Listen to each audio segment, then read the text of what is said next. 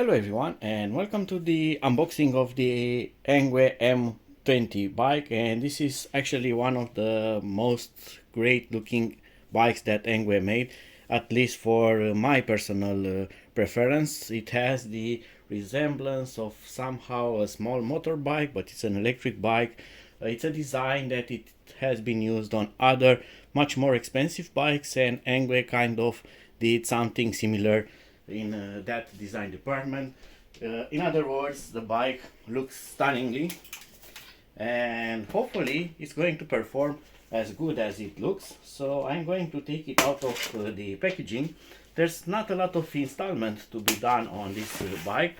You get not one but actually three boxes with accessories, and probably the most complicated part is going to be the installment of the headlamps, because this bike has actually two super large headlamps, motorcycle style headlamps. So we are going to install those. It misses the pedals, it misses the front wheel, so we are going to install all of that. But firstly we need to take all this foam out, and we need to be very careful with that, because if you use a cutter or something similar, you risk of the cutter going through the foam like this and scratching the bike paint. So take your time with that, don't rush it, better to be slow than sorry later, because the bike color is also really nice and the paint job looks great on it, and we want to preserve that great looking design. So we are going to take all of these zip ties out. The front wheel is here. It has a humongous zip tie on this side. Okay. And there is another one here that holds the wheel. And probably there is another one in the lower part. And here is the front mudguard, which is actually made out of metal, just like the all other ENGWE model bikes. So yes, there is one more in the lower part. I'm going to take that. There's no shaft on the front wheel, so probably it's in one of those boxes, so we'll have to install that along with the provided washers. Hopefully they are provided. We are going to see also that. Now let's move on the lower part of the frame. So here should be the battery. The battery on this bike is apparent, it's no longer installed in the frame. The battery is here. You have a gauge here to check quickly the battery level. You have a main power on off button. We are going to fully detail those on the review. And if you pay extra money on this bike, you can get an extra battery that fits here on the frame. You can get another exactly the same type of battery as on the lower part. So that battery, with this battery you can double your range with this bike. So this is the cheaper version with just one single battery, although it should be sufficient for most of your rides. But if you want to do something crazy and have humongous range, then go ahead and get the dual battery version. Although ENGWE has had some problems with the stock on this bike, and especially with the batteries. So if you order the two battery version, you need to check the site first. You might get some delay on delivering the second battery. Alright, and now the most packaging is off. There's only the front one that still holds the front fork on the floor here. So let's quickly check the boxes here. So on this box we get an extra bag, and the idea with this extra bag is that if you don't get the top extra battery, you can get this one, an ENGWE branded box, and this will fit here nicely, and you can pack a lot of things here. It's a hard case, and it has a rubber type seal for the zipper, so this is kind of waterproof. Really nice design to have that. It will keep the contents dry and has a lot of velcros, so you can quickly install this. Right, so let's see what's in the other box here. So probably here we get the pedals by the shape of the box. Let's take a quick look here. So we get stickers.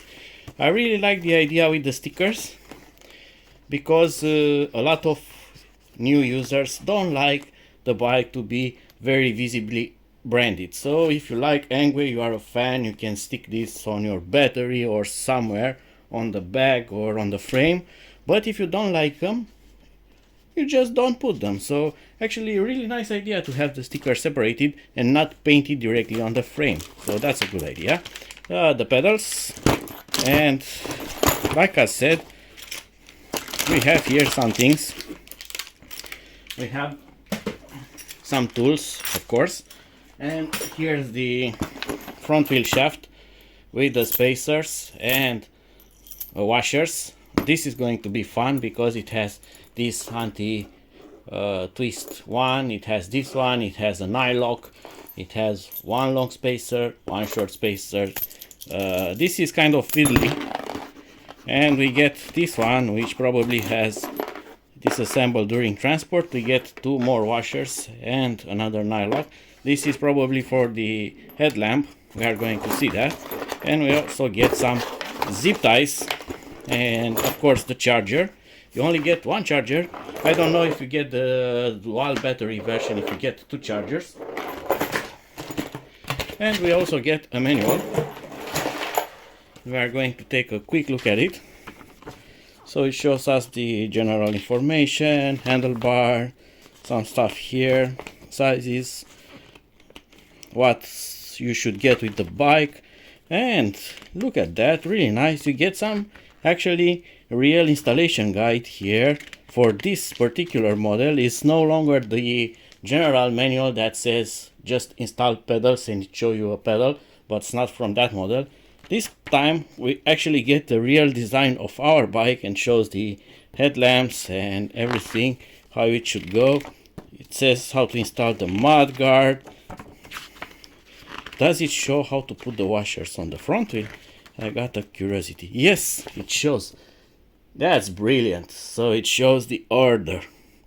Really nice, well done, because if you know, on my installation video on the L20 bike, that was really fiddly because they didn't include any kind of specific installation for that, and the washer were actually not put in the correct order. So you had to guess where each of them will go. So in the last box we get the headlamp assembly, and this is simply huge. Look at that. It's not a headlamp, there are two headlamps, and they are motorcycle type headlamps, and they have real solid metal brackets.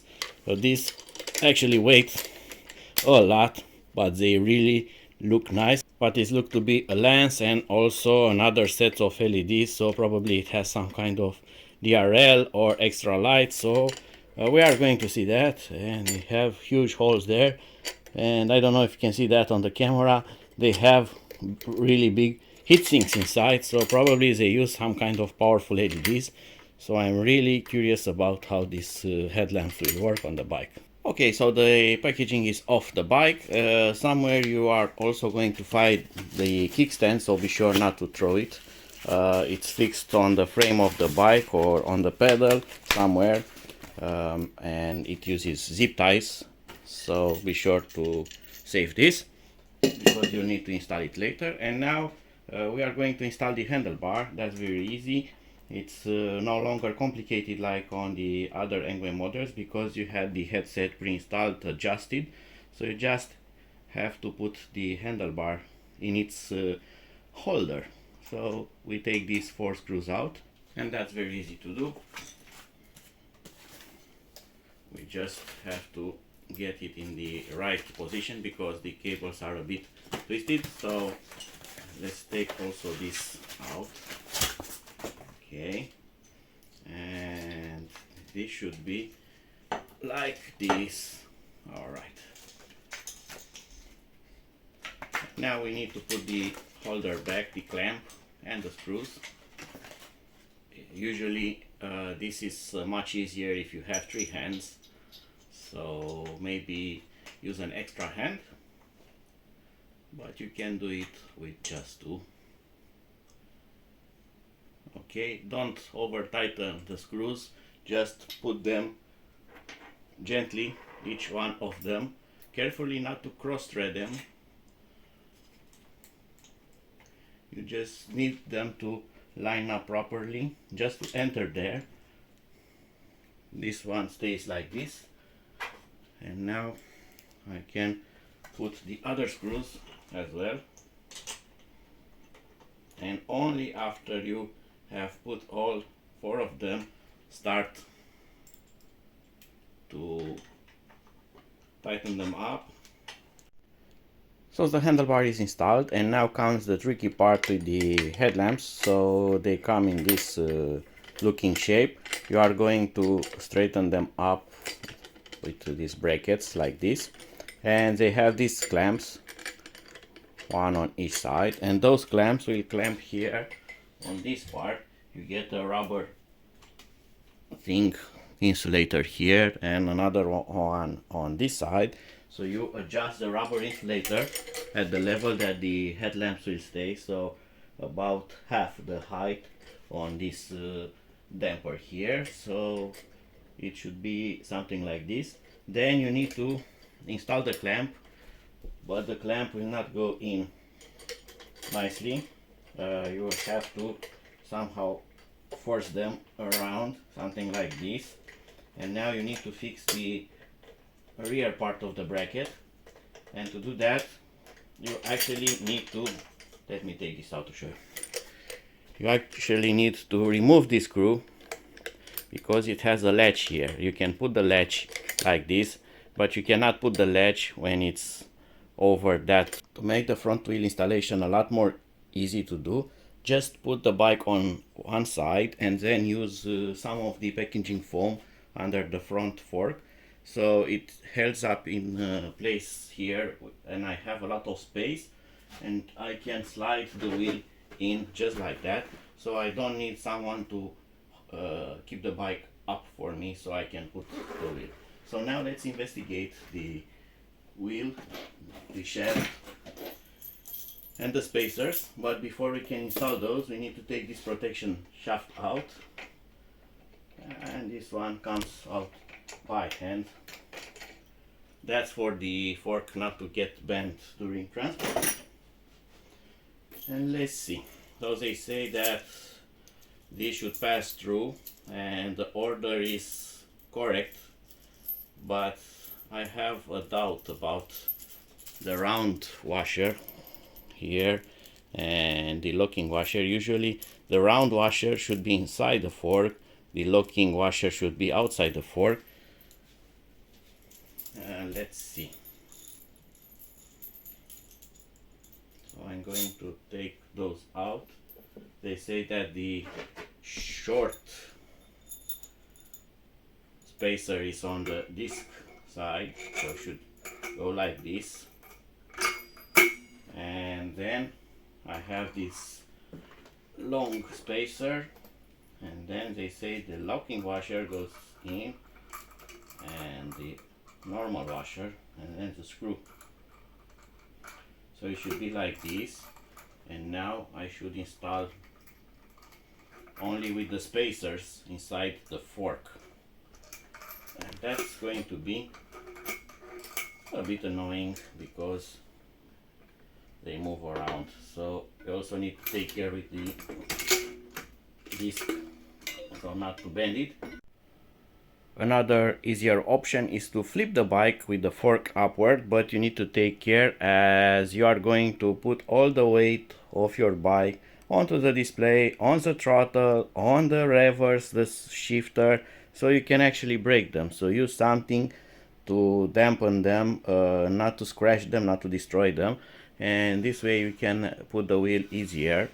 I have respected actually the order from the manual, and this time on this bike works perfectly. So you just have the spacers inside, then you get the locking washer and the round washer, and it's the same on the other side. And now you just have to tighten them up, but there's an issue here. You only get a single spanner with the correct number, and this is a single part shaft, and it has a nylock on the other side. So when I try to actually rotate the nylock to lock the shaft, this is going to rotate together with all of them. So you actually need to provide a second spanner or key or adjustable wrench or anything else, so you can actually hold it on the side and tighten them up from the other side. Otherwise you are not going to be able to do this with just one single provided key.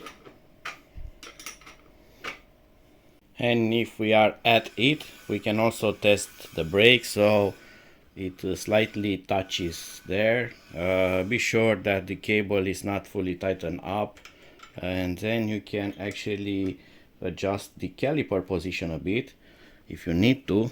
Mine rubs just a bit, so I'm going to loosen up the caliper because the fixed brake pad on that side is too close to the disc, and the acting brake pad on this side is too far away. So I'm just going to slightly adjust that. It's getting better, almost no sound. So the problem is from here. Alright, and I need to tighten this up right now.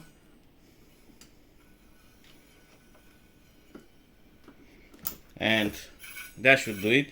There's still a slight sound, but this is going to rub off after a few braking sessions. So it's almost perfect now. Just maybe some tiny adjustment, but this should do it. And now we have to install the pedals and the kickstand. So I'm going to start with the pedals. Be careful that the pedals, you know, are having different threads. One is using reverse thread. You have labels on the pedals, on the crank arms, so you do not put them in the wrong position. So I have here an L, I have here an L, and I also get the installment direction arrow, so you cannot mess this up, hopefully, because still in 2023 on the official group I see a lot of cross-threaded pedals. So take care with that, because it's a pity when you get a new bike and you are anxious to try it out, you just cross-thread the pedals and you cannot ride it. And now the kickstand, which is very easy to install. It comes with pre-installed screws and washers. We need to take those off first, and then this is going to be like this, and we are going to put the screws through this pre-welded bracket here. One, and the second one. Don't forget to put the washer back. And this one stays here. And now we are going to tighten up the screws, and we are done with the kickstand. Very easy to do.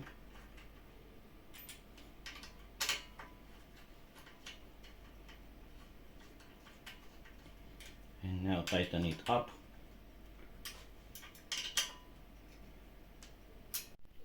And don't forget about the front mudguard, but this is very easy to install. You can see that it's the same on all my other ENGWE videos, so you can also check those out.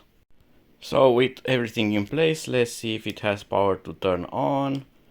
Yes, it goes up and down. From this menu you can select the assisted levels, and let's see, does it work? So I'm going to put it on the stand like that. Yes.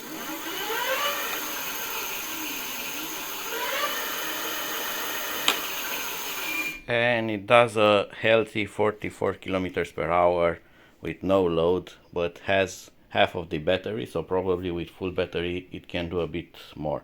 So I'm going to fully charge it and prepare it for the full review that's coming soon.